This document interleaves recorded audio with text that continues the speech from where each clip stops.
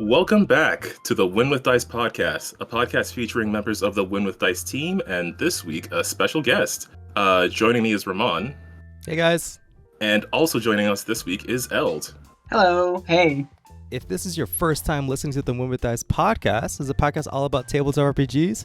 Calvin and I take a casual approach to the hobby, so we like to talk about the games that we run, the games that we play, and the cool wonderful people we like to do the hobby with, and also interview some cool creators out there in the tabletop RPG space. If you are new to tabletop RPGs, what are you doing? Go find yourself a table, go have some fun. If you're a player at someone's table, maybe it's your turn to jump behind the GM screen. Indeed. So, as I said, this week we've got a special guest on, and we're going to get to talking about some map creation for Solstice Rain and how someone, I think, can get into, or I guess how someone can develop their map creating skills. I know I talked about this a while ago, but the first Lancer map I made was essentially a big metal football field. So, I'm hoping I can come away from this with some good advice. But before we get into all that fun stuff, we have to get to the most important part of the show, the Win with Dice weekly GM tip of the week. Yes, the Win with Dice weekly GM tip of the week. Brought to you by Eld. Thanks, Eld. Yeah, hey. So I think if I had to give any tips to GMs, it's to end the session on a high point. I tend to end mine whenever we start a fight or when a big reveal just happened, just to get them to really look forward to the next week's game. Really helps people get going also after the session, and it's just a great way to just pique their interest. Yeah. Actually, that's really good timing on that specific tip, because I ran a Pathfinder game yesterday, which I'm sure we'll probably talk about at some point in the future, but I did have a pretty dramatic ending to it. The party was at first just, they were essentially planning a heist, so they were inspecting the location, casing the joint, and then I kind of had the ending of the actual session be a pretty big explosive moment. And yeah, I mean, everybody loves cliffhangers. Well, except the players. I have one that just never, they love it, but they also hate it because they just want to strangle me after every game. Yeah, I think it's the tease, right? It's something cool is about to Yeah, happen. exactly. It's exactly that. I want to see it. I want to know. Yeah, Alex on Untold Stories Project is really good at cliffhangers. Big fan of those. But yeah, I guess, you say you're talking about setting up before combats and stuff. Any other sort of specific kinds of cliffhangers that you have, or just, something dramatic happens and you gotta wait another couple of weeks to come back to it? I mean, one of the last ones I had was literally a character death that just happened at the very last moment, and then me just playing the outro music for the session and just seeing everyone lose their mind that we were gonna end here.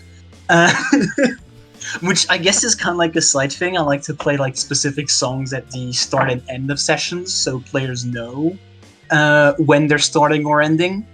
And it's usually a great way to drive them crazy for the game. That's really cool. Nice. Yeah. I guess it has a more of a, I was gonna say more of a cinematic feel, because it's like when you're so engrossed in a TV show or something, right? Or an anime or something like that, and then you hear the ending song come on, and you're like, wait, what? It's over? You're yeah, exactly. It's actually something I picked up from a actual play podcast of Delta Green called Pretending to Be People, and they love to use music at the end and at the start, so I picked that up, and it's been a mainstay for my sessions ever since. Nice. Yeah, I've been wanting to use more music. So I have a very specific playlist that I curate just for one group in particular that I run for Pathfinder, and it's the battle music, right? So they just know when I play it, it's it's time to go. But I might start implementing that starting songs and ending songs. That would be, I think if I could pull it off, it would be great. It's so cool. That's so cool. Hell yeah, I can only recommend it. Yeah. Yeah, you Ramon knows I really love that combat music. It's just ingrained in my head that it's go time when I hear it. Yeah. All right, cool. There you go, folks. There's your tip of the week. End your sessions on a high note, on a cliffhanger, something dramatic. And don't be afraid to start and bookend your sessions with a cool song, so your players know it's time to roll the credits on this one. 2 tips for the price of 1. All right, so let's get into the episode. So Eld, would you like to introduce yourself for people who are listening and might not already know you? Yeah, I'm Eld. How would I even describe what I do? Basically, I'm the person who does map blocking. I don't do the art, but I've done the map blocking on Solstice Rain. I'm doing the map blocking currently on Winter Scar, which is the sequel to Solstice Rain, and I'm also doing the map blocking on Shadow of the Wolf, which is another first-party module that's on the way. Ooh. And yeah, I guess like on top of that, I kind of just give like, but that's more specific to Winter Scar and Solstice Rain. I've also given some like encounter advice to Kai, some tips on how to add on to the narrative bits and here and there. I'm just kind of like a person that double checks the module specifically when it comes to Winter Scar and Solstice Rain. Okay. So you're talking specifically about map blocking, like the layout of the map itself. Yeah. It's blueprints essentially. Mm-hmm. Right? Like I just take like now I'm using GIMP. I just make like little squares here and there. I draw some lines, and then I actually make I actually like make it readable and actually playable. Actually, most of them are like available in the playtest channels in Pilot.net. But that's kind of just like what I do. I basically make the maps before like an actual artist goes over them and like makes them pretty. So it's not very advanced drawings, but it is important work. Well, I mean, I'm from paper and pen, right? So like you try and draw something on like a dry erase board or something like that. It's always just like whatever is enough to get the whatever's across, right? So I think that's totally cool. So I'm curious about the workflow on that one, I guess. Do you have the encounters beforehand? Is there any sort of ideas on what you're going off, or are you just like here's all the things I want to do, just make it happen, like bullet point form, and it's just like you just go for it? So the way I've actually been working when it comes to the modules I've worked on is I usually get like a PDF or like a Google Doc that outlines like the actual encounter, like the NPCs that will be used, and the general like overall context. And then I kind of just go from there. So, for example, like for Solstice Rain, just kind of told me, okay, this is like taking place in the middle of a city. So here are some of the NPCs that will be used in this fight. Make me a map for that. And so what I do is I just usually like make a very rough sketch. It doesn't actually use like a grid or anything. I just draw like squiggles and then lines. To see how I want the flow of the map to go. So, for example, like the flow of a gauntlet map in Lancer, which is just, going from the deployment towards the objective zone and holding it. I know I want to have like a line that just goes like from a place I put the objectives, like the deployment zone, and then towards the objective zone. And then, once I've got that line done, start putting in what I call like the big blocks. They're basically like what will be line of sight blockers, like too massive to reliably go across. You'll see this in like some of the maps of Solstice Rain. Well, really any of the maps I do. That just kind of like force the flow of the fight to go a certain way. So, for example, if I want to make sure that players like move to the side, like don't go for a straight line, I tend to place like some relatively high cover in the middle to force them to move on the side. Sometimes it's really just as simple as like the lines don't have to be about where the players will go. It can also just be like the big line of sights that will be on the map. Like the big places where like people will most likely like attack to or from. So it's like very useful to have those in mind. And yeah, like the context helps so much. For Winter Scorn, like the first map is like on the beach through the context because you're doing like a bit of a beach landing thing. So my first thought, because I'm French, I just go, okay, Normandy, right? There's like, you start on the side, like next to the sea, and they have like an entrenched position up above. So how do I make this dynamic? And so my thoughts were like, for example, for that map, just putting some cliffs, but also make sure there's like two places on the sides that players can move up to and also flank the NPCs from. And the real challenging bit is actually going up there without actually getting like shot at too hard. So I put in some rocks to give cover, which is super important. It's very different from the maps I used to make when I was actually like starting out. I used to make them way more open and also way smaller. Oh, okay. So they're more like this is just a ring that you guys fight in, like. Yeah, like my first maps were not good.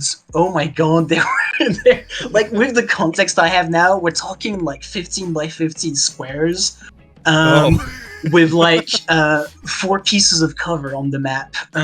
Ooh, relatable. And I started that, and I was like, "Oh, this is nice, but I don't really see the point in having mobility and like range in this. So I'm gonna start scaling it up." And I continued to scale it up until I defaulted to starting on 40 by 40 and shrinking down to like a more reasonable size, depending on how the fight goes. So it's usually between 30 by 30 or 40 by 40 maps. Yeah, but after I'm done, like when I'm done putting in the big line of sight blockers, I start to actually put in places where I put what I call like noise. It's like little pockets of cover, you know, it's like size 1, size 1/2. Stuff that makes the map feel a bit tactile, you know, like it's hard to explain in like words, but it feels like a place, and it feels like you have actually like things here and there.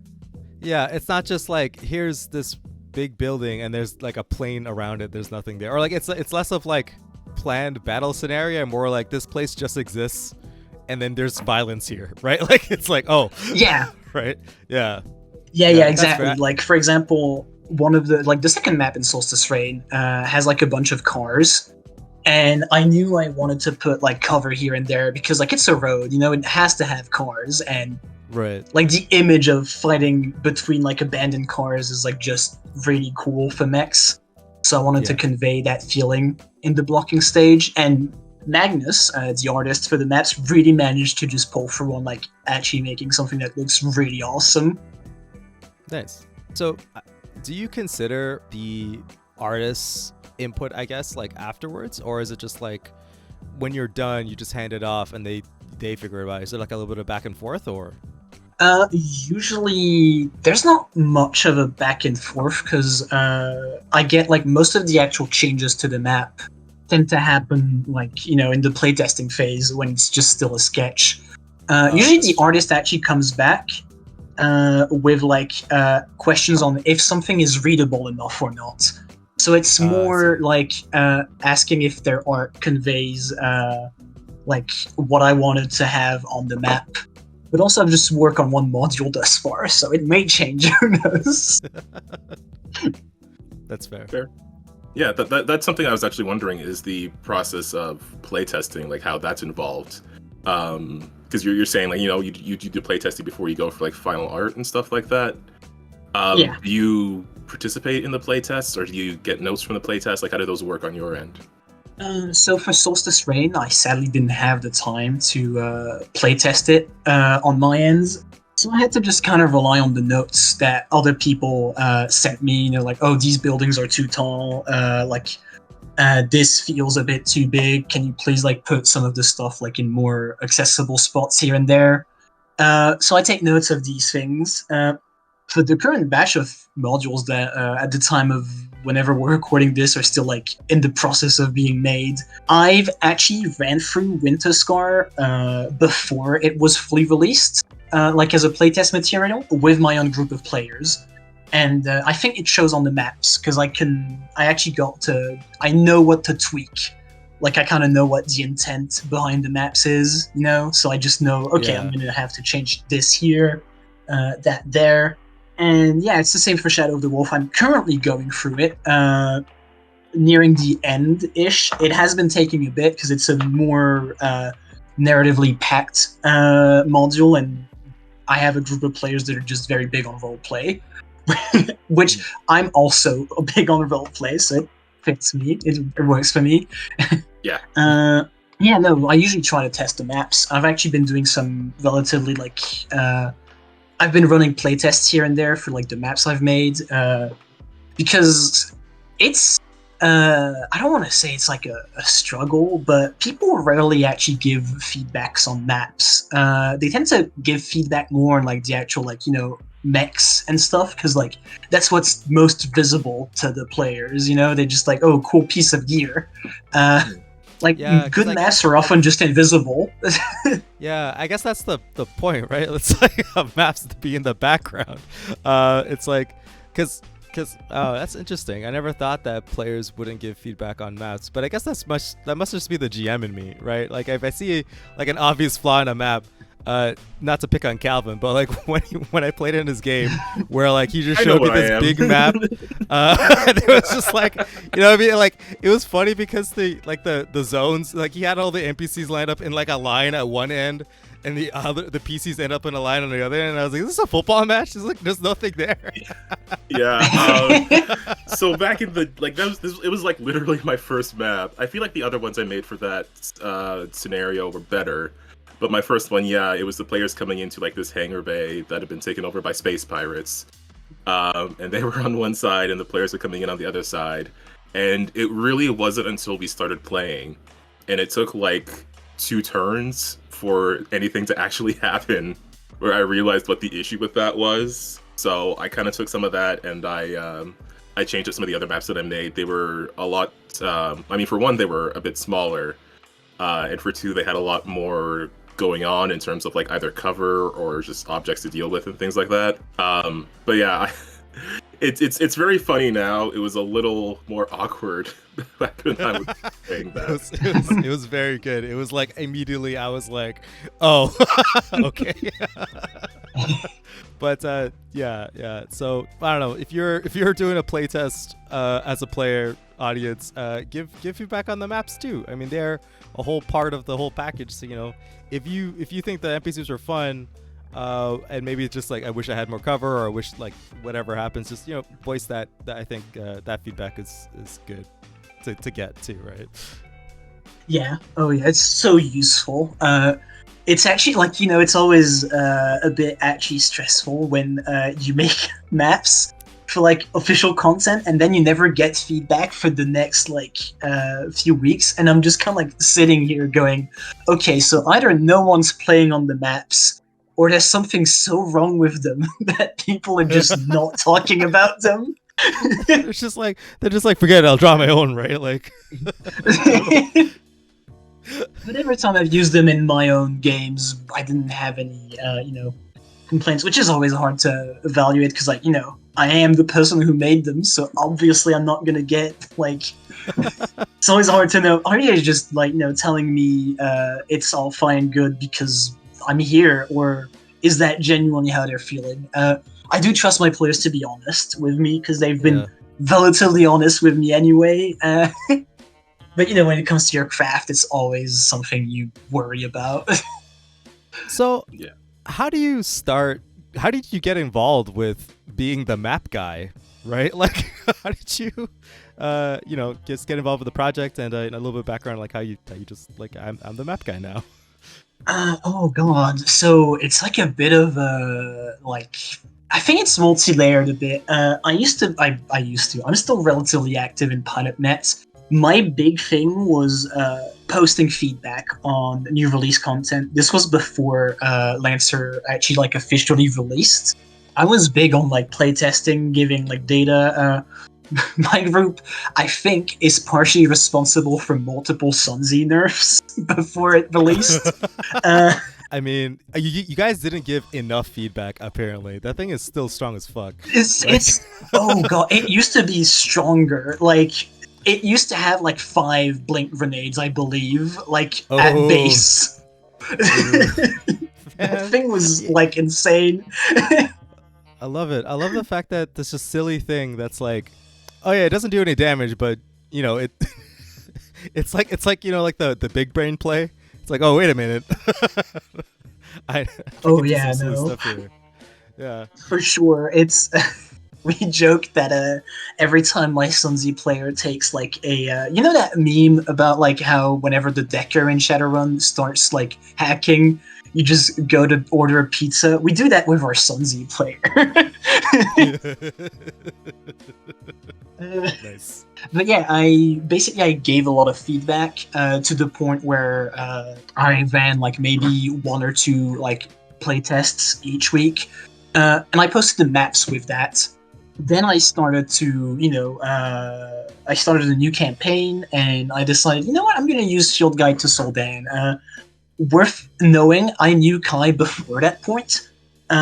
We've been interacting because we're kind of just like, we operate in the same circles. Like, they're very much active in the feedback channels, especially now that they have content they're involved with. And we just kind of like, I gave like a lot of feedback playtests to Kai's homebrew, and eventually it kind of just led to Kai out of the blue going, "Hey, I've seen your maps. I need someone to do map blocking for Solstice Rain. Do you want to be in?" And I was like, "Oh, okay, sure." That really was kind of it. I was kind of just also known as like the GM guy in the Lancer server because I made a GM guide that I never finished. Because it turns out it's so much work to make a guide on how to GM Lancer. There's so much to say. I made the crucial mistake of talking about each NPC bit by bit, system by system. Oh my god. Yeah, I mean, like, I it's very funny because like we had an episode where we were just going through like, where like the plan was to go through all of the base NPCs in Lancer, kind of just talk about them a little bit, just like, but like we had so much to say, we only got through like half of them, and even that half was like, not even like half. a struggle. It was not even half. Yeah, it was like, it was like, so yeah, the density of the coolness is high, so there's a lot to talk about. I think it played some part in me ending up like being hired for Solstice Rain, because I had like a lot of strong feelings on how to run Lancer, not like in a I dislike this and that, more in a okay, here's what I do that helps make like a good session in my opinion. I pulled out my GM guide to Lancer just to see. I only ever got to the Mirage, and I'm already at 50 pages, and I never even started to talk about making maps. Jeez, genuinely could make a whole book. Like, yeah, well, if you ever finish it, maybe you should just, pitch it to Tom and Miguel, being like, hey, do you want this book about your game? You could just put your name on it and be like, by like powered by Lancer or whatever, or like official by Lancer. Like, well, it actually I started my GM guide because I was like, I don't think Lancer gives enough like guidance to game masters as is. I'm feeling strongly about that. Let me make something, because I was kind of like beating my drum at that time of like, oh, there's the book should have been like more like explicit about like the GM tips and all of that. I started making this, and halfway through like those first 50 pages, I was like, oh, so that's why. Like, you're like, oh, it would have just added 200 pages to an already hefty book. Okay, I see. Yeah, and then it's like, oh, how much dev time do we need to put into this? And then you're like, wait, right? Like that's always the case with launches, right? It's like, okay, how much effort this is gonna take, and can we not do it? Like, so we can do other things, right? like, yeah. I mean, I can send at some point. It's something I haven't worked on for ages. But yeah, like that's kind of also why Kai brought me on for like Solstice Rain and like Winter Scar, and what eventually got me to be hired by Kat, who is currently doing Shadow of the Wolf, is because I have like I run a lot of games of Lancer. So I have like some takes on how to give guidance to the GMs, which is ironically like I have a little fun anecdote here about Solstice Rain, which is make sure to have if you're GMing it, make sure to reach out to the players across the table sometimes with some tips about how to handle some NPCs, because we kind of just realized with Kai long after the fact we gave very solid advice for the game masters in there.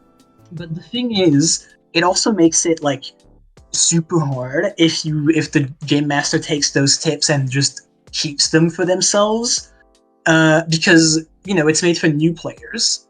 So the new players are making mistakes here and there, and the game master has this like relatively well explained game plan for NPCs, which immediately makes them like way more dangerous than the GM without who wouldn't have any guidance would be. Yeah. Accidentally making it harder. Yeah, you got he's like everyone's playing the game, but he has like the manual, and he's like, oh wait, I could just do this, and then all of a sudden this optimized turn just happened, and then someone dies, and you're like, oh my bad, right?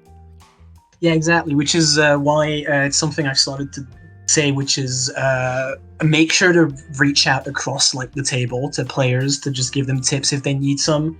The maps I've made for Solstice Rain are made to emphasize line of sight a lot, because it's a thing not a lot of maps I've seen in my days when do, and it's actually something I consider really important.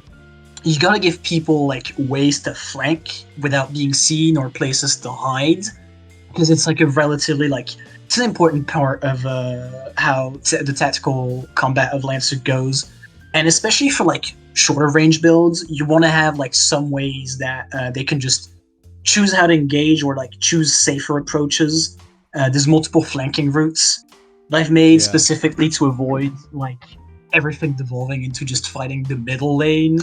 Yeah, that's fair. I mean, that's just kind of how the idea of like you start, like everyone starts at different ends, right? It's like you guys have to approach each other, so fighting just becomes the middle like automatically, right? Unless someone starts at one end, you have to go like back forth. But yeah, it's always kind of like that tough. My brain is always like, why don't you just stick the players all over the place and just put the NPCs right next to them, just figure it out, like they'll figure it out. It's an ambush, there's ninjas everywhere, like go fight the ninjas. But yeah, no, that's cool, because I think the hard part, at least I find sometimes, is like getting the right scale of the mechs, and like how big is something, right? Like is a mech a building, or is it bigger than a building? Is a building gonna be hard cover? Is it gonna be soft cover? Is it gonna block line of sight? Like how big is a mech? I don't know if it's ever explicitly said somewhere. I don't have, like, obviously, like, you don't read the whole book explaining like this is like the mech is 10 feet tall or something like that, because they're all different. But it's like, do you like, how do you consider that? I mean, I guess that's like more of like an artist thing, but for the scale, usually like Lancer does mention that like a single like space is variable in size, so I tend to not worry too hard about it when I block the maps. But I know that like it's a sci-fi setting, so some buildings are just really big compared to mechs. I'm personally a big fan of size 3 being roughly like the size of like a house, right? Maybe a tiny bit more, like a free floor house. With size 1 mech being closer to like, I don't know, like a bus. Between a bus and a car in scale. Okay. And it usually, like, like when I made the blocking for the map, I was just kind of thinking, okay, the artist will handle most of the actual like scale feeling as well, so that's a fair thing to it's mostly on the artist end that like the actual scale is felt. Actually, that does bring me to something I wanted to mention, which is when I make the maps, I also have to always consider like, okay, like what's the biggest mech players are gonna have at that time. For Solstice Rain, it was size 2 with the Sagamartha. Right. So I had to make sure that enough parts of the maps were accessible to it.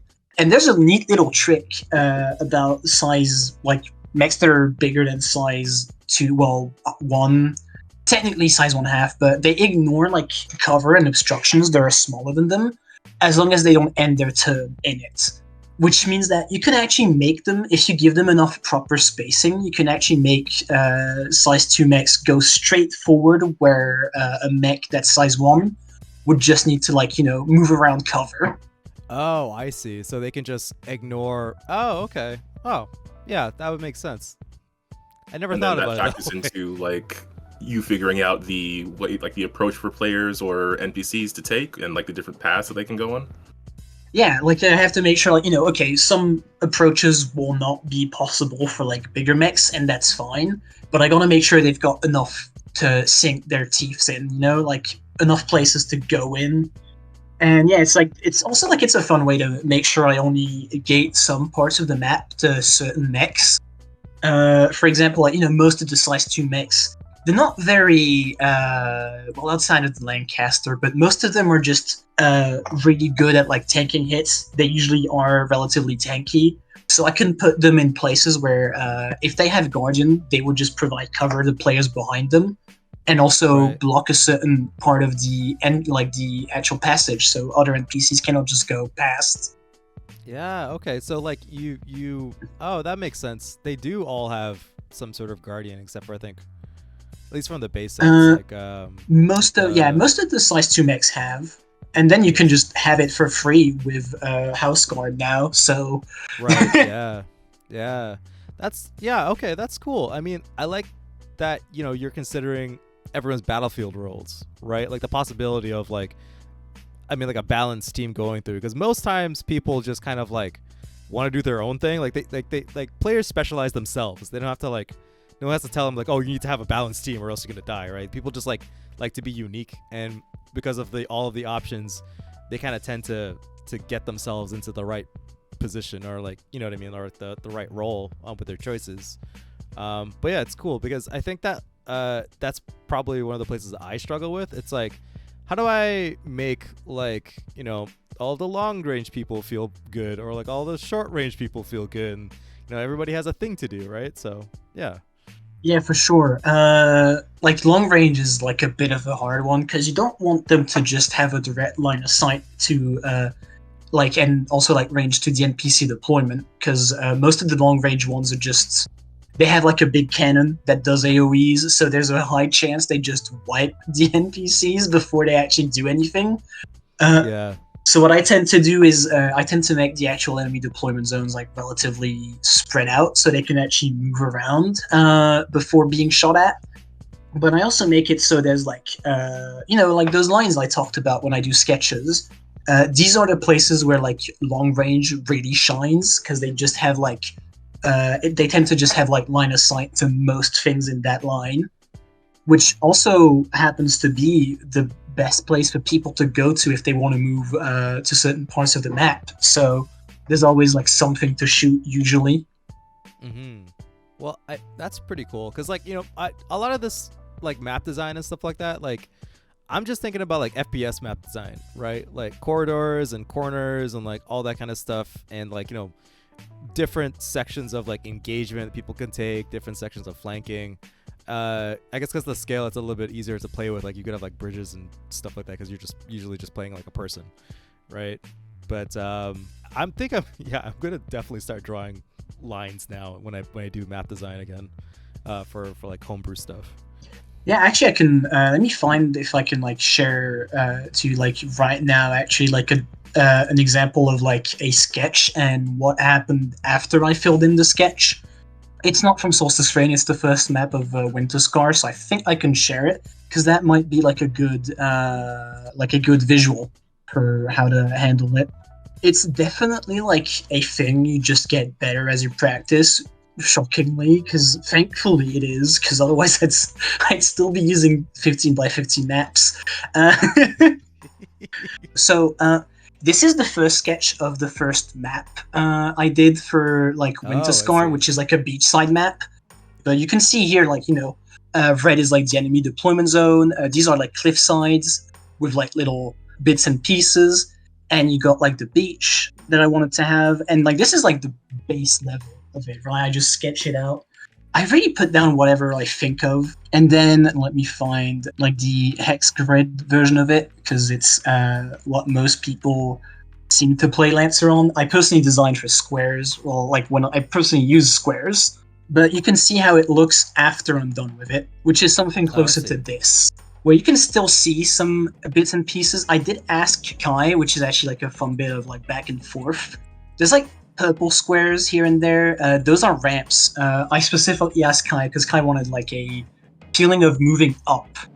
And what I told Kai was, okay, so in Icon, there's these things called ramps, and they just ignore, like, you ignore moving up terrain as a penalty if you start your movement from them towards, like, higher terrain. And so that's kind of just what I did here. I needed those mechanics here, because otherwise it doesn't really work as well. So they are called out as map mechanics in the actual document. But yeah, you can kind of see, like, the vibe I was going for, where like most of the map is like height 3, and then you have like height 1, height 2, and you just climb up towards the objective zone. It's like so useful to do just like a basic sketch. Genuinely, it's helped me lots. Yeah, no, this is cool. I can like see the vision. Like I'm like, oh, I get it. Like I get, like I'm already imagining where I would put like NPCs and where they would go, and like how the players interact with it. And like, to be fair, like I usually play one specific character whenever I get the chance. His character named Duke, he has a bunch of clones, so any game I get to play, I just play Duke, and he loves flying right into the mess, like the hornet's nest, and then just catching a bunch of fire and then flying out. Like that's his whole job. But I can see, I'm already like, oh, how would Duke manage this? And I was like, oh yeah, I can plot it out, the whole route. So yeah, that's awesome. Yeah, like I can see like a lot of complexity to the later version, but you know, looking at the original sketch, like you have the basis of the ideas there, then you build on top of that. I think that's a great way to look at, you know, not even just map design, but overall GM design when it comes to either like NPCs or story or things like that. Just having that basic concept, the things that you know you want to do, the themes you know you want to have, and then how do you build on top of that so you have all the elements you want, and then you present something to the players that also looks really cool.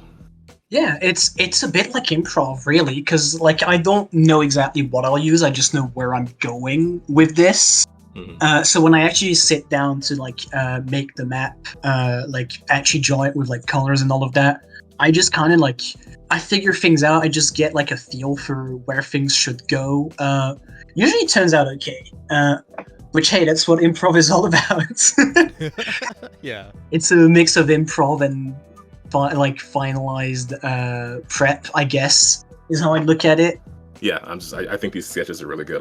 I do want to show that to people because I want people to, you know, I'm sure there are people out there who might not have tried map design, who want to get into running games. And I feel like just seeing, you know, how you can start from this sketch and this idea and go into designing your own map, I really want people to see that. Something I was kind of wondering though, because you mentioned this a couple of times, you know, you started from like these 15 by 15 maps, and then now you start from like 40 by 40 or 30 by 30. And I kind of wanted to get into the more specifics of how the size of the map is affected by or affects the combat itself. Because I'm kind of imagining, you know, for like gauntlet stuff where you want to get from one place to another, you might lean more towards a more like rectangular map. Because you want to focus on that distance. But I was wondering if you have any specific insights on like how a larger map would feel versus a smaller one with certain objectives. Oh, that's definitely something I can reply to. So some of the maps require to move, well, some of the sit reps require to move stuff. So whenever I use like a map for that, my first consideration is always, I look where the objective is going to be. I look where the players are going to deploy, and I make sure that a mech with default speed, which is, to me, like the default of defaults is 4, can actually accomplish the objective by moving just their base speed for most of the rounds, like give or take 2.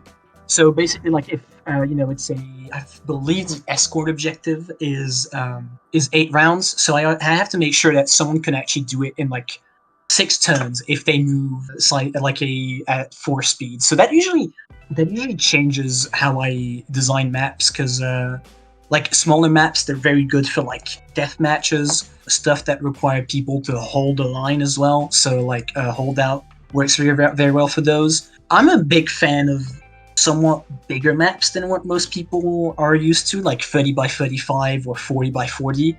And that's mostly because it helps the feel that like players don't usually get to shoot or fight a mech in the first round, but it does lead to them actually, like, deciding where the engagement will happen. And it also helps, like, setting up some stuff in advance. So you got, like, it's more like an anticipation round, the first one, where you just, like, move around, and then things start to happen.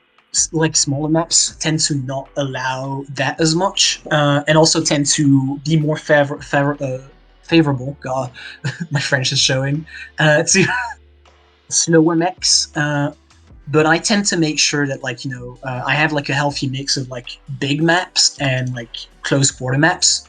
Because you don't want one type of player to just feel like they're not doing much of anything. But you also have to make sure that, like, a weakness is still felt. For example, like, if you're taking a Barbarossa here, like, it's a size 3 mech, but it's also relatively slow. It's important to make them feel that if they didn't invest in getting more speed or movement option, that is definitely, like, a downside of their build. As long as you help them feel like that's not always the downside that matters all the time, it is usually fine. But you do have to make sure, like, you reward, like, people who also decided to have more mobility, or who decided to invest more in, like, moving less but holding terrain more. Right. Interesting. I do like the idea of the planning turn, right? Like, you're not just immediately getting into the engagement, because then you have time to even, like, talk to the other players, right? Being like, what's your game plan, right? Like, do we know what's going on? Like, what's the intel, right? Like, what are these mechs? Or, like, that kind of stuff. Yeah, no, Yeah. I do like the idea of, like, a bigger map, allowing players to just have a little bit of breathing room before they, they could make a plan instead of just being like, oh god, there's a dude right in front of me, like. And usually, like, for example, in the map I showed here, it also helps basically decide how the NPCs will have to react to the players. For example, if they go, like, mostly to the top or to the bottom, or if they split up, making the NPCs need to split up. That's, like, they're basically, like, deciding how the whole map is going to play in round one, more or less, by pushing in certain directions. Most people don't tend to notice that, but it is something I wanted to mention when it comes to the bigger maps, because it helps put into perspective, like, why there's, like, a turn where you don't necessarily shoot your gun right away at someone. Yeah, I actually had not thought of that. Like, just if you have enough objects in a larger map, the players essentially have, like, a second deployment where they can set up how they want the flow of the combat to go, not just based on where they start off on the very first turn. They can strategize, like, how to pull, which way to pull enemies, or which directions to push into, depending on, like, what's the requirement of that encounter. Yeah, it's like, usually smaller maps tend to be, like, a lot more fast-paced, and bigger maps tend to have, like, a bit more of a sustained flow to it. If that makes sense. Like, most of the small maps I've made tend to actually end, unless there's reinforcements, but they tend to end in, like, round 4 or 3, if the players just go all out. Whereas, like, the bigger map, they actually go for, like, 4 to 5, even 6 sometimes. Really stretching how long they can go for. And then you have escorts, where you need to take an object and move it back to your deployment zone, and that tends to take a bit of time. Like, it's making map is also about pacing in a way, like, making sure the fight is paced. It's a lot of invisible stuff. Yeah, it really is, because when you're trying to do all this stuff as a GM, right? Like, my gut reaction is, like, if I want to increase the tension, I have to add more dudes, right? It's like, I should just add more dudes, so then the players have to deal with more stuff. Or, like, my thought isn't just like, oh, what if I just made the map smaller? Then it's like, now all the dudes are just kind of, like, there already, right? I don't need to bring extra dudes in. Yeah. It also depends on what types of dudes you're bringing in as well. Right. But yeah, like, for example, like, I feel like a lot of maps need to have the artillery feel like they can make a difference from round 1, which is, like, that's, like, the fun thing about it. I know I just said, like, on round 1 you don't necessarily get to shoot your gun, But if you did invest on getting a lot of range, or like, you know, an NPC is designed around like having range 25, for example, like the sniper, they often get to fire at least a shot or two, which is like it just feels more like you're playing artillery. Yeah. So like I have a Monarch player that just loves to stay in the deployment zone and just shoot all the things. Yeah, I mean that's kind of like the vibe of the Monarch, right? It's like I always think when I think about the Monarch, I think about the I'm not sure if Tom drew the image, but there's an image in the Lancer book of like Tokugawa just absolutely rushing the shit out of a Monarch who's trying to backpedal really hard and launching a bunch of rockets. And I was like, that's exactly how every Monarch player feels. It's like, oh shit, like, stay away from me, sword man. I don't want to get stabbed today. Like, yeah. It's exactly how it is. It's exactly how it feels. I don't think there's like much more I have to add on the topic of like map size, other than like, you know, what I already said.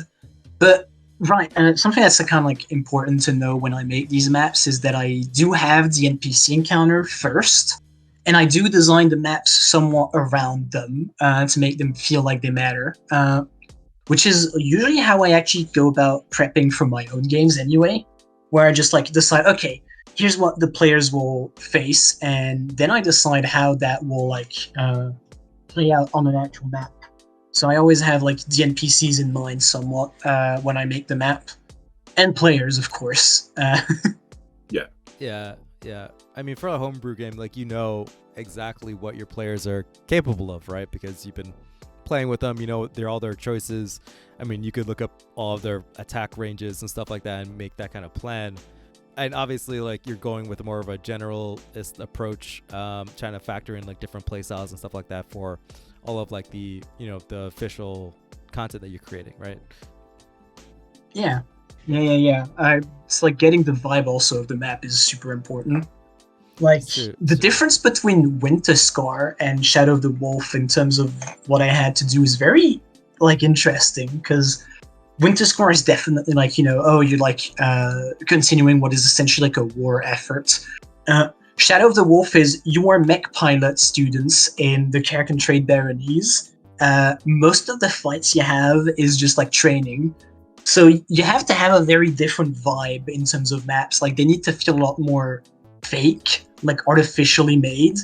Because, you know, you're training on like actual campus ground, training grounds. So you definitely need to like, you know, consider what you want the map to feel at some stage. Yeah,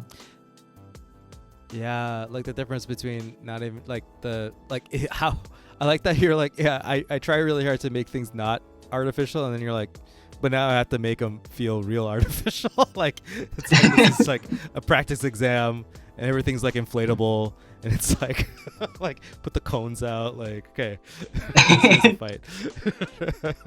Here's the approximation of what a town looks like, right? Like this is it's like the like Nuke Town. It's like this is the approximation of a town, right? Like yeah, exactly. Yeah. It's like, you know, I know one of the first maps is literally here's like a King of the Hill dueling field. So like, you know, it's made specifically for two students to set their differences apart through dueling. Well, two student groups here specifically. And it's just like, okay, so I gotta make sure that it looks like, I kind of had to make it look like a competitive FPS shooter map in a way, right? Because it's designed for people to fight in, and it's designed for people to duel in. Yeah.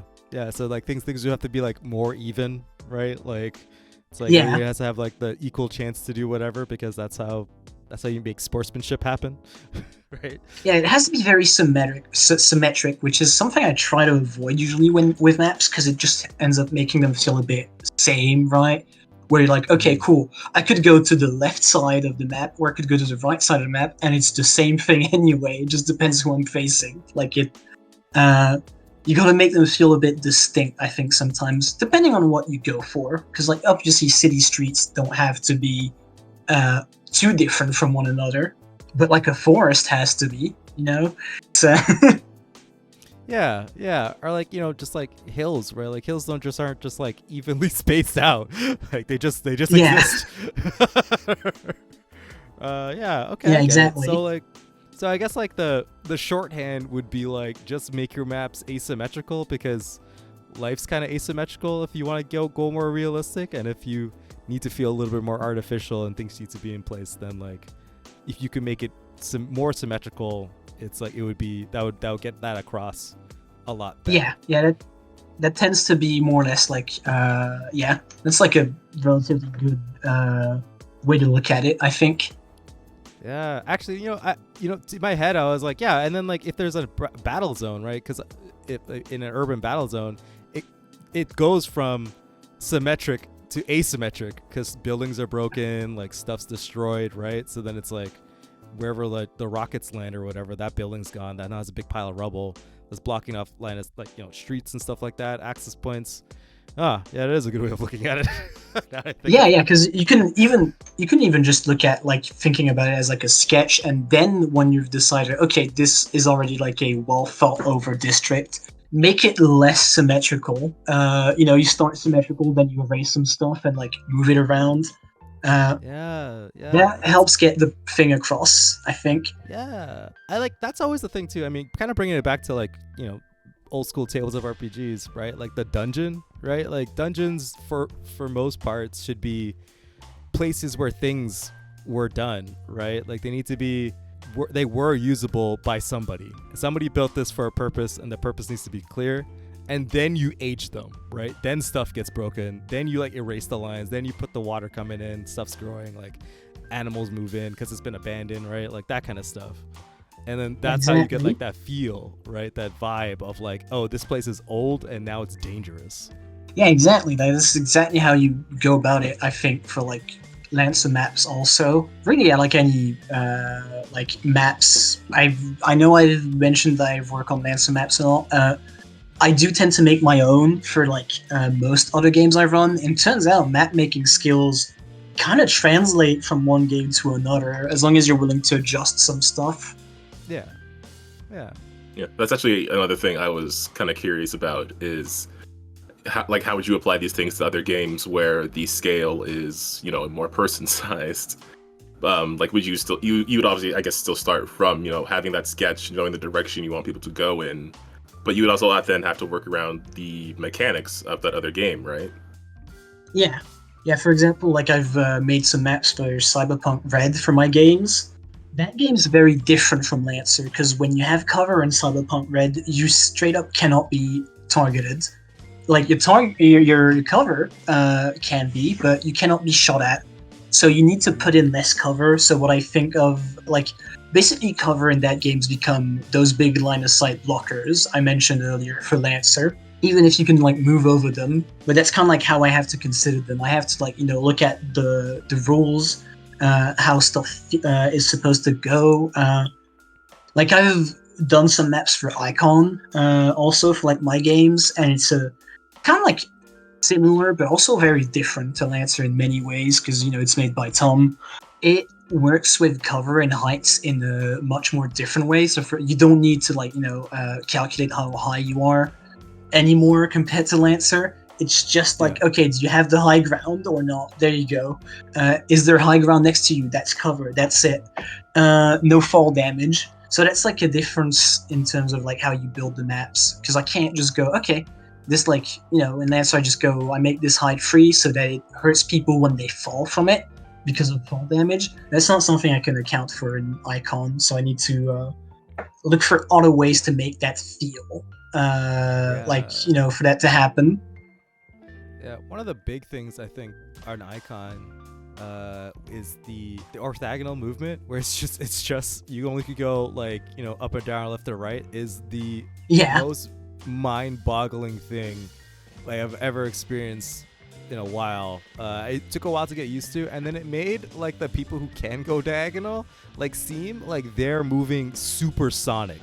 Like it's like I was like, whoa, what is this? And like I played a lot of like tactics games where it's like on the grid, it moves the same way, but like I guess it's just kind of like experiencing that dude just basically teleporting, moving in ways that we don't understand, right? Like it's a cool way. It's a cool way of saying like this dude is just mobile, right? This is a mobile dude, and like planning for that game, I'm sure it's also kind of like you have to account for people who can't move diagonal and stuff like that. Yeah, well, usually I tend to, when I made maps for that, I tend to just make them accounting for people as if they just can only move like, orthogonal spaces. And then I add in like, some little treats here and there for the people who can move in diagonals. So a trick I learned to do was just put like cover in diagonal from one another so that people can actually like go through them if they can move in diagonals. But if you can't, you have to move around them. Neat. Interesting. Yeah, that's a good tip. I don't know if Tom has any plans to change like the way those rules work, but that's kind of one of the cool parts about Icon. I think it's like the movement and how that actually relates to the player options and like now map design and stuff like that. Actually, my brain is like going crazy. I'm like thinking about all the maps I've designed in the past, and I'm like, I'm an idiot. Like, I was like, oh, wait a minute. You only get better at it, right? It's just it's just a fact of making maps. I'm sure like your maps, even if you didn't realize it, just got better as time went on, as you had more experience, like with people actually playing on them. Yeah, most definitely. I think like on our first Lancer stream, the players were.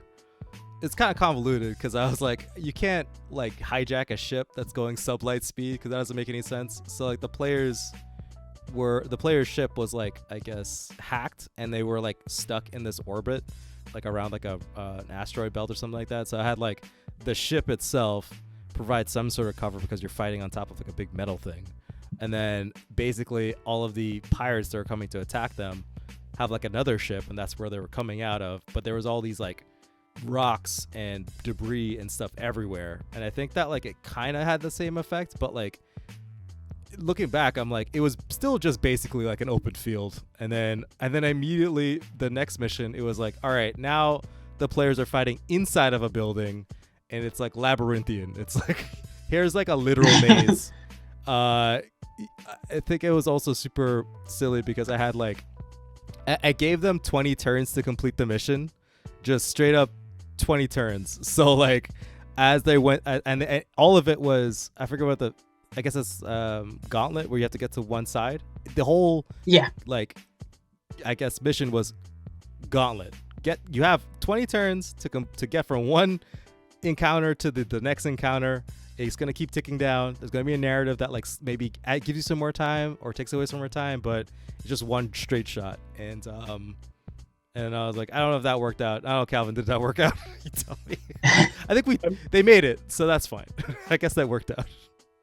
Yeah, the indoor infiltration one, that's still one of my favorite encounters from that particular stream. I know it's been a while, but I did enjoy that. Although I will also say the way it turned out is that my mech had to drag another player around a lot. So we could keep up. God bless synthetic muscle knitting. Just because like also one of my players were playing you said it, I forget. I think he had the Barbossa. Yeah, so he had the Barbossa, but I didn't design the map for a Barbossa. Everybody else was playing size 1 mechs, so I didn't really think about it that much. And I was like, oh shit, I'm an idiot. Like, what am I gonna do now? So we just, we just finagled it, and it worked out fine. But yeah, it was very funny. And like your advice of like making sure that like, if players have to traverse a map, it's like they can do it with their standard move for the most part.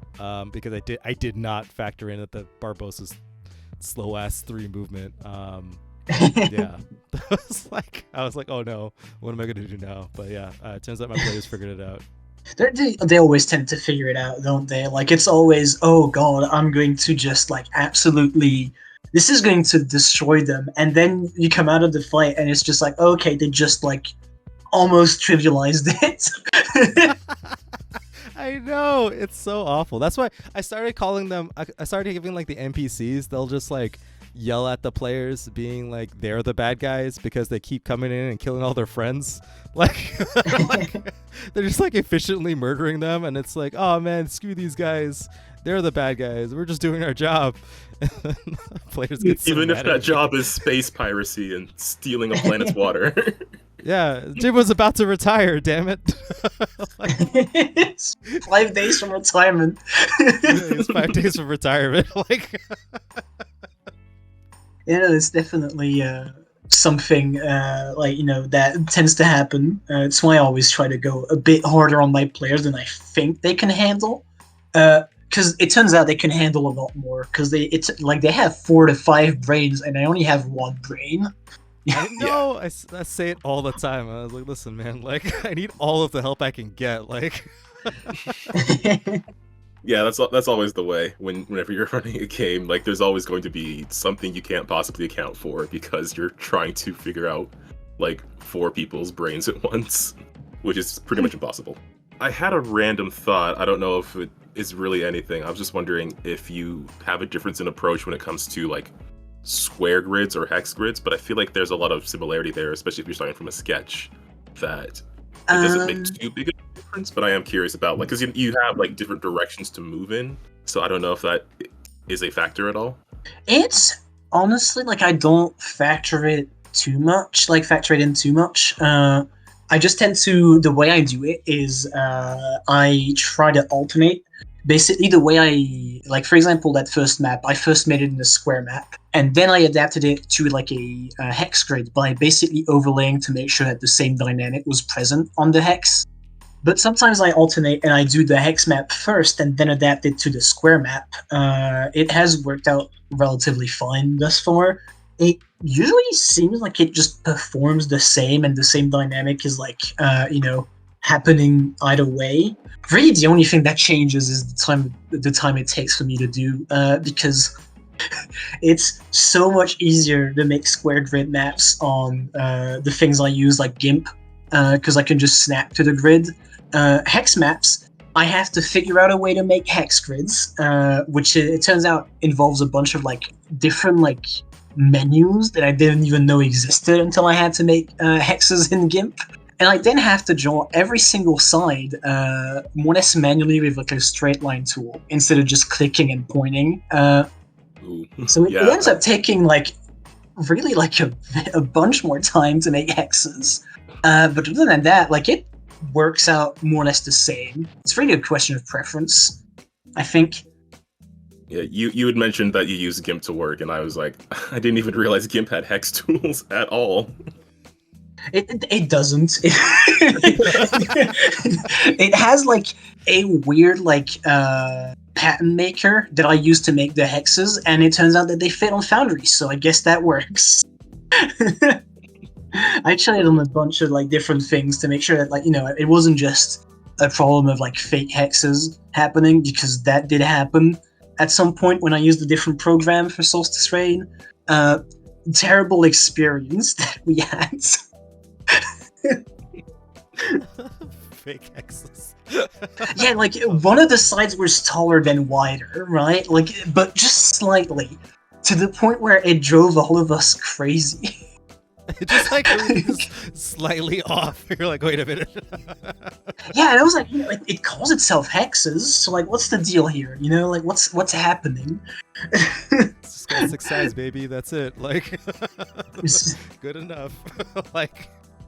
So, thankfully, when I moved to GIMP for this new batch of releases, that shouldn't be a problem, because I did my best to make it so that it's actual hexes. And I double-checked multiple times to make sure that it was. Yeah. Okay, I was just curious about that, because in the back of my head I was like, how are you doing this? Improv, baby. Yeah. That's what it all comes down to, really. Okay, I know you had some notes about some specific topics you wanted to bring up. I'm not sure if we've managed to cover all of them, or if there was something else you wanted to speak about specifically. Really, I think the only thing I didn't bring up here is hold on. Yeah, that cover is important, but I think that's a pretty well-known thing. But it's very important to remind folks that to make sure that different sizes have different sizes of cover that they can engage with, hide behind. Oh my god, use the hide. That is such a useful tool. If you ever want to be safe, it's which actually, hey, that goes to you who's playing on Solstice Rain soon. The maps are made so that you can hide relatively well if you ever find yourself in like trouble. Oh, sick. That's perfect. I love it.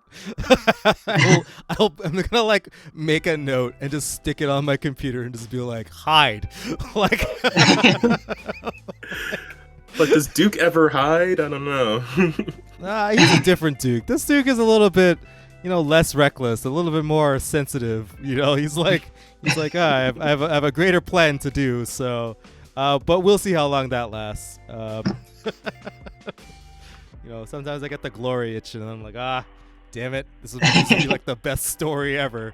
I gotta go make this one risky play. Like, sometimes you just gotta make it interesting. Yeah, right? Yeah. Of course. The only thing I didn't bring up otherwise is really like, something I've been told multiple times by people seeing my maps and playing on them is that don't be afraid to make them a bit more packed than you think they should be. Like, it doesn't have to be just wide open spaces too often. You can put in like cover here and there because it actually helps the map have its like own little internal flow to it, where people actually like, use cover, move around it, consider their movement with that in mind. Very important, and also helps like, I mentioned it, hiding, but also it helps that cover is super useful, especially at lower license levels.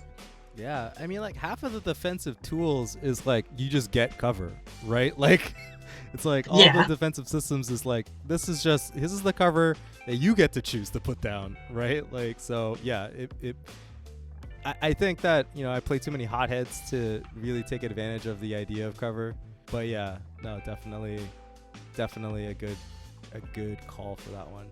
And like players can probably interact with some pieces on the map too, right? Like they can destroy stuff if they wanted to and like make stuff happen and give like those abilities more use. Like I think there's like a talent on the cannon one where it's like you could just destroy like a size 1 section of cover or something like that, like just straight up like boom, gone. And that might be like a really cool thing for if a bunch of NPCs are hiding behind a wall, it's like, well, there's no more wall, right? Like that's like a cool thing for players to experience, right? That absolutely like that's like important to have here and there. I know we have a map in Winter Scar that has like those windows you can blow up because you're technically like in a pressurized space, and if you blow them up, everyone just like has to make a save or get pulled into like the actual space. Stuff like that helps make the map a lot more dynamic too, which is I guess like another thing I wanted to bring up, which is having some unique map mechanics here and there sometimes is like really it helps the map feel distinct and like a place.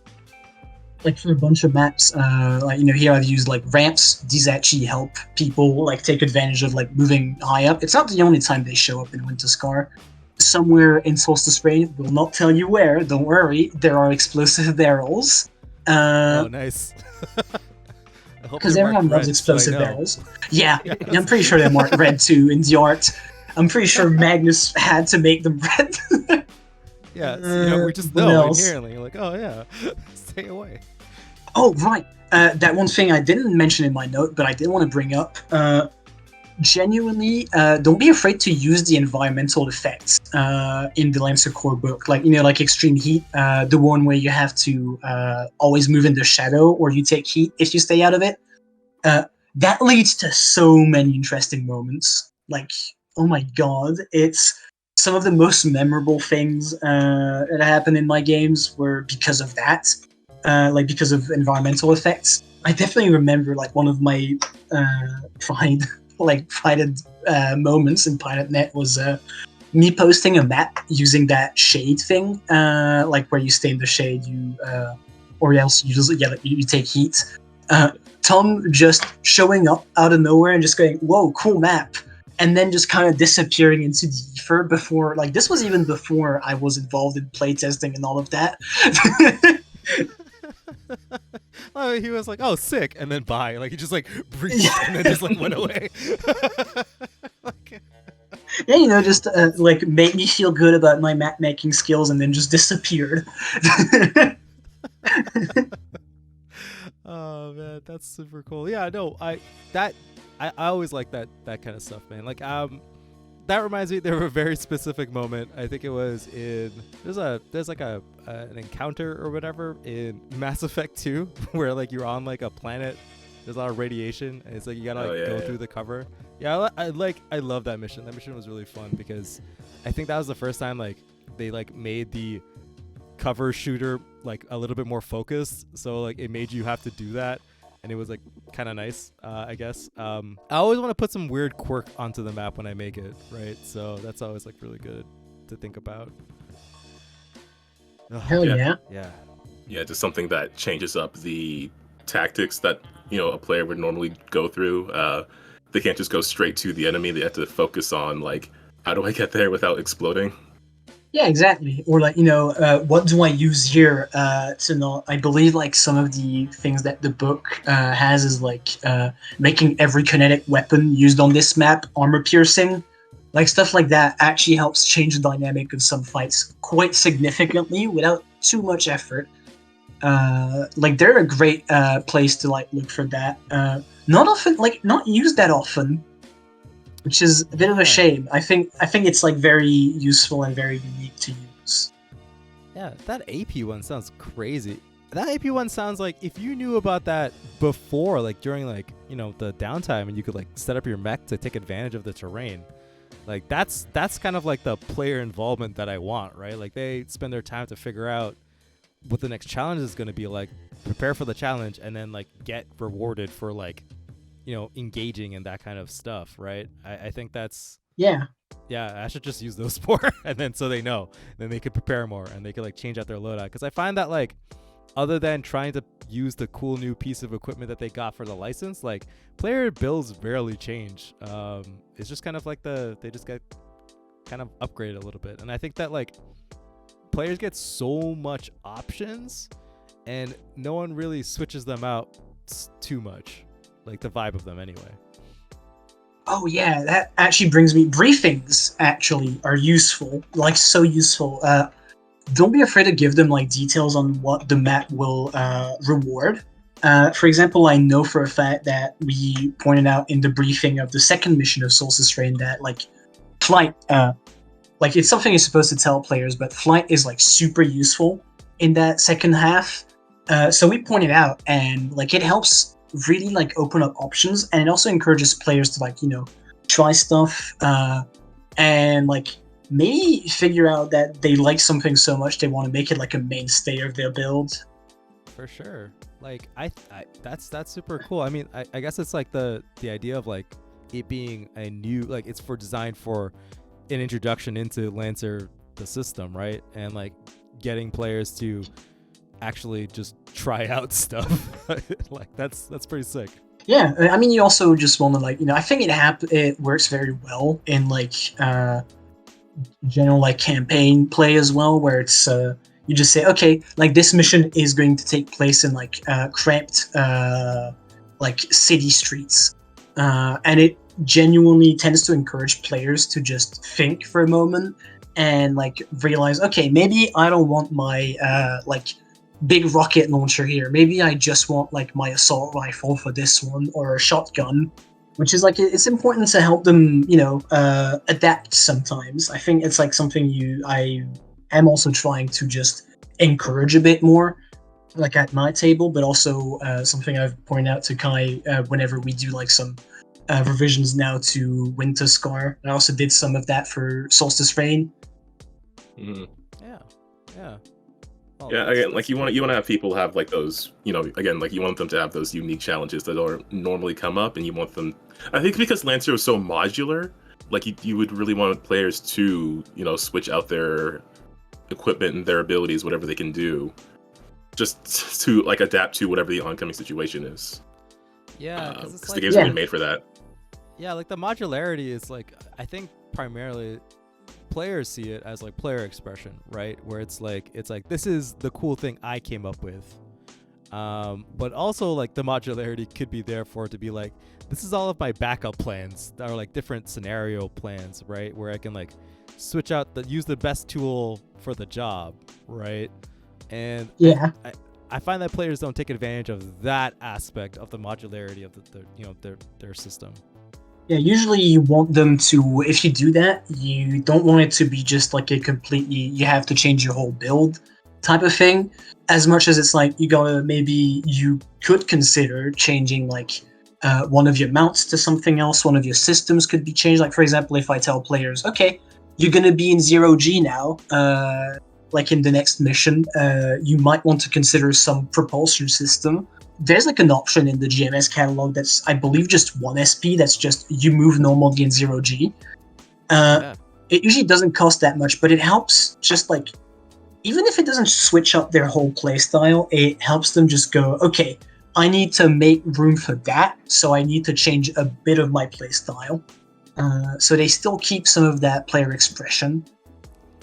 Yeah, and like, kind of going back to pulling it all together, I guess, like adding more cover, more lines of sight blocking stuff, more directional stuff makes stuff like mines, which I find like, when am I ever going to use a mine worth it? It's like, I'm looking at the the map that you're here that I'm looking at, I'm like, oh, I can see exactly where I'm going to put the mines, right? Like if I wanted to defend a place, right? Or like playing like an NPC that puts on mines and stuff like that, I was like, oh, like instantly adding more cover, adding more line of sight blocking, like making the players making the map so the mechs have to move in a certain direction, automatically lends itself to those better tactical options, right? Those like auxiliary things that isn't just like, I do the damage. Right? Like, yeah. Well, would you believe it if I told you this map in the encounter there's like a cedar, so like they do place down mines. Exactly, right? Fucking perfect. Those damn players ain't gonna see this coming. All right, we are running a bit long. I was actually is there anything else that we want to cover in this episode? I feel like we might have to. We always say this, but we probably could have you on for another whole episode.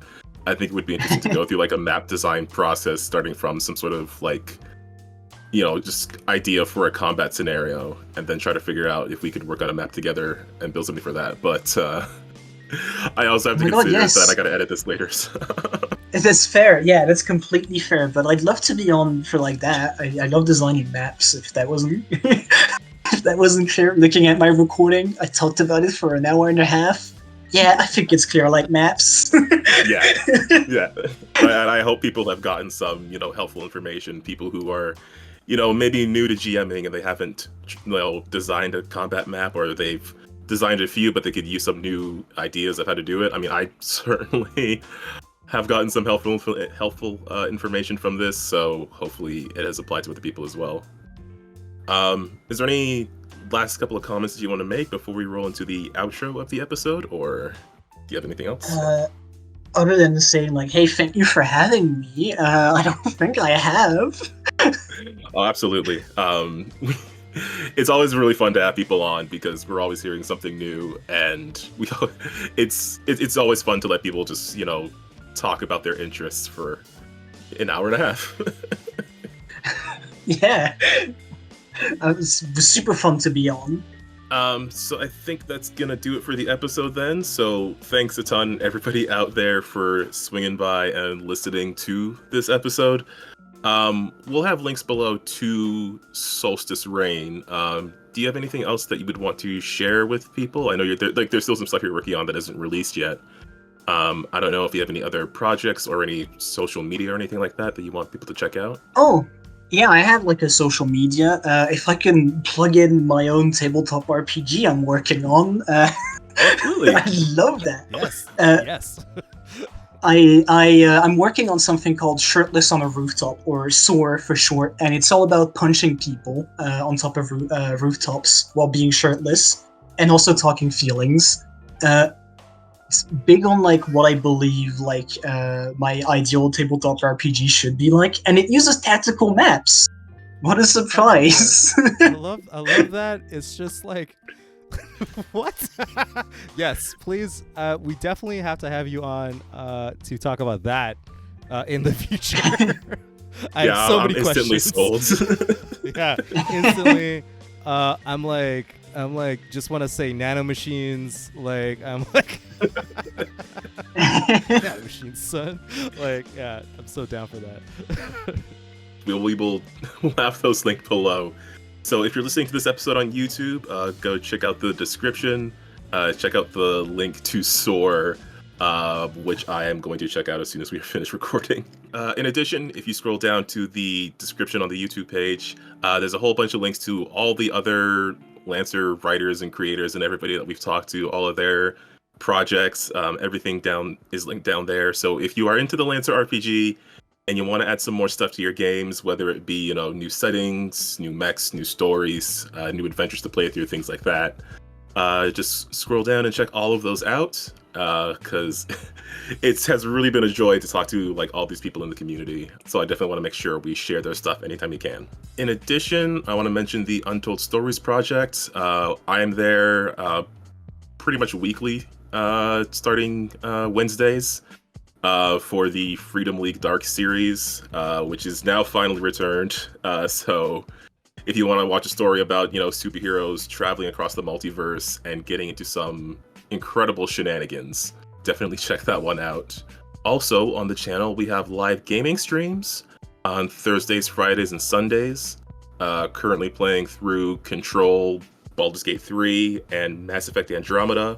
And eventually Armored Core 6 once I find a space for it on the schedule. But I think that's about it. Anything that either of you want to say before we sign off? Was a pleasure being on. Love talking to y'all.